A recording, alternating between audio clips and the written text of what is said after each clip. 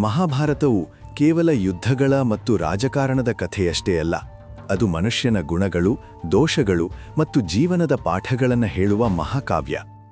ಅದರಲ್ಲಿ ಕಾಣಿಸಿಕೊಳ್ಳುವ ಅನೇಕ ಪಾತ್ರಗಳಲ್ಲಿ ಏಕಲವ್ಯ ಎಂಬ ಯುವಕನ ಕಥೆ ಅತ್ಯಂತ ಹೃದಯ ವಿದ್ರಾವಕ ಮತ್ತು ಅರ್ಥಪೂರ್ಣವಾಗಿದೆ. ಅವನೊಬ್ಬ ಸಾಮಾನ್ಯ ಮನುಷ್ಯನಾಗಿದ್ದರೂ ತನ್ನ ತ್ವರಿತ ಭಕ್ತಿ ಮತ್ತು ಅತಿಯಾದ ಗುರುಭಕ್ತಿಯಿಂದ ತನ್ನ ಜೀವನದ ದಿಕ್ಕನ್ನೇ ಕಳೆದುಕೊಂಡನು. ಏಕಲವ್ಯನು ನಿಷಾದ ಜನಾಂಗಕ್ಕೆ ಸೇರಿದವನಾಗಿದ್ದನು. ಅವನು ಬಿಲ್ಲುವಿದ್ಯೆಯನ್ನ ಕಲಿಯಬೇಕೆಂಬ ಮಹದಾಸೆಯೊಂದಿಗೆ ಬೆಳೆದನು. ಅವನಿಗೆ ಶ್ರೇಷ್ಠ ಗುರು ದ್ರೋಣಾಚಾರ್ಯರ ಬಳಿ ವಿದ್ಯಾಭ್ಯಾಸ ಮಾಡುವ ಆಸೆಯಿತ್ತು. ಆದರೆ ಆ ಕಾಲದ ಸಮಾಜ ವ್ಯವಸ್ಥೆಯಲ್ಲಿ ಜಾತಿಯ ಆಧಾರದ ಮೇಲೆ ಶಿಕ್ಷಣಕ್ಕೆ ಅವಕಾಶ ನೀಡಲಾಗುತ್ತಿತ್ತು. ದ್ರೋಣಾಚಾರ್ಯರು ರಾಜಕುಮಾರರಿಗೆ ಮಾತ್ರ ಬಿಲ್ಲುವಿದ್ಯೆ ಕಲಿಸುತ್ತಿದ್ದರು. ಹೀಗಾಗಿ ಏಕಲವ್ಯನ ಬೇಡಿಕೆಯನ್ನ ದ್ರೋಣಾಚಾರ್ಯರು ನಿರಾಕರಿಸಿದರು. ಆದರೂ ಏಕಲವ್ಯನು ನಿರಾಶನಾಗಲಿಲ್ಲ. ಅವನು ಅರಣ್ಯಕ್ಕೆ ಹೋಗಿ ದ್ರೋಣಾಚಾರ್ಯರ ಮಣ್ಣಿನ ಮೂರ್ತಿಯನ್ನ ನಿರ್ಮಿಸಿ ಅವರನ್ನ ತನ್ನ ಗುರು ಎಂದು ಭಾವಿಸಿ ಪ್ರತಿದಿನವೂ ಸಾಧನೆ ಮಾಡಲಾರಂಭಿಸಿದ. ಇದು ಅವನ ಭಕ್ತಿ ಮತ್ತು ಶ್ರದ್ಧೆಯ ಪ್ರತೀಕವಾಗಿತ್ತು. ಯಾವುದೇ ನೇರ ಮಾರ್ಗದರ್ಶನವಿಲ್ಲದೆ ಕೇವಲ ತನ್ನ ಮನಸ್ಸಿನ ದೃಢತೆ ಮತ್ತು ಗುರುಭಕ್ತಿಯಿಂದ ಅವನು ಅಸಾಧಾರಣ ಬಿಲ್ಲುಗಾರನಾಗಿ ಬೆಳೆದನು. ಒಂದು ದಿನ ಪಾಂಡವರು ಮತ್ತು ಕೌರವರು ಅರಣ್ಯದಲ್ಲಿ ಬೇಟೆಗೆ ಬಂದಾಗ ಏಕಲವ್ಯನ ಕೌಶಲ್ಯವನ್ನ ನೋಡಿ ಆಶ್ಚರ್ಯಪಟ್ಟರು.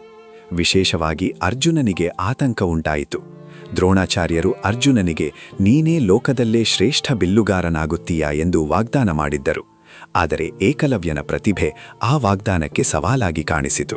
ದ್ರೋಣಾಚಾರ್ಯರು ಏಕಲವ್ಯನನ್ನ ಭೇಟಿಯಾದಾಗ ಅವನು ತಾನು ದ್ರೋಣಾಚಾರ್ಯರ ಶಿಷ್ಯನಾಗಿದ್ದೇನೆ ಎಂದು ಹೇಳಿದನು. ಇದನ್ನ ಕೇಳಿ ದ್ರೋಣಾಚಾರ್ಯರು ಅಚ್ಚರಿಗೊಳಗಾದರು. ಗುರು ಶಿಷ್ಯ ಪರಂಪರೆಯ ಹೆಸರಿನಲ್ಲಿ ದ್ರೋಣಾಚಾರ್ಯರು ಏಕಲವ್ಯನಿಗೆ ಗುರುದಕ್ಷಿಣೆ ಕೇಳಿದರು. ಅದು ಅತ್ಯಂತ ಕಠಿಣವಾದ ಬೇಡಿಕೆ.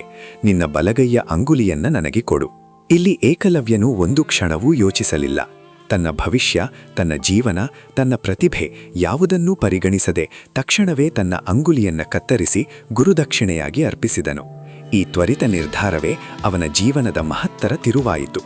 ಅಂಗುಲಿಯಿಲ್ಲದ ಬಿಲ್ಲುಗಾರನಿಗೆ ತನ್ನ ಕೌಶಲ್ಯವನ್ನು ಮುಂದುವರಿಸುವುದು ಬಹಳ ಕಷ್ಟವಾಯಿತು. ಏಕಲವ್ಯನ ಕಥೆ ನಮಗೆ ಹಲವಾರು ಪಾಠಗಳನ್ನು ಕಲಿಸುತ್ತದೆ. ಮೊದಲನೆಯದಾಗಿ, ಭಕ್ತಿ ಮತ್ತು ಶ್ರದ್ಧೆ ಅತ್ಯಂತ ಶ್ರೇಷ್ಠ ಗುಣಗಳಾದರೂ ಅವುಗಳೊಂದಿಗೆ ವಿವೇಕವೂ ಇರಬೇಕು. ಏಕಲವ್ಯನು ಗುರುಭಕ್ತಿಯಲ್ಲಿ ಅಷ್ಟು ಮುಳುಗಿದ್ದನು, ತನ್ನ ಹಕ್ಕು ಮತ್ತು ನ್ಯಾಯವನ್ನು ಪ್ರಶ್ನಿಸುವ ಧೈರ್ಯವನ್ನೇ ಕಳೆದುಕೊಂಡನು. ಎರಡನೆಯದಾಗಿ, ಸಮಾಜದಲ್ಲಿನ ಅಸಮಾನತೆ ಮತ್ತು ಅಧಿಕಾರದ ದುರುಪಯೋಗವನ್ನು ಈ ಕಥೆ ತೋರಿಸುತ್ತದೆ. ಏಕಲವ್ಯನ ಪ್ರತಿಭೆ, ಅವನ ಪರಿಶ್ರಮ ಇವೆಲ್ಲವೂ ಜಾತಿ ಮತ್ತು ರಾಜಕೀಯದ ಮುಂದೆ ಮಂಕಾಗಿ ಬಿಟ್ಟವು. ದ್ರೋಣಾಚಾರ್ಯರ ತೀರ್ಮಾನವು ಧರ್ಮಸಮ್ಮತವಾಗಿತ್ತೇ ಎಂಬ ಪ್ರಶ್ನೆ ಇಂದಿಗೂ ಚರ್ಚೆಯಾಗುತ್ತದೆ.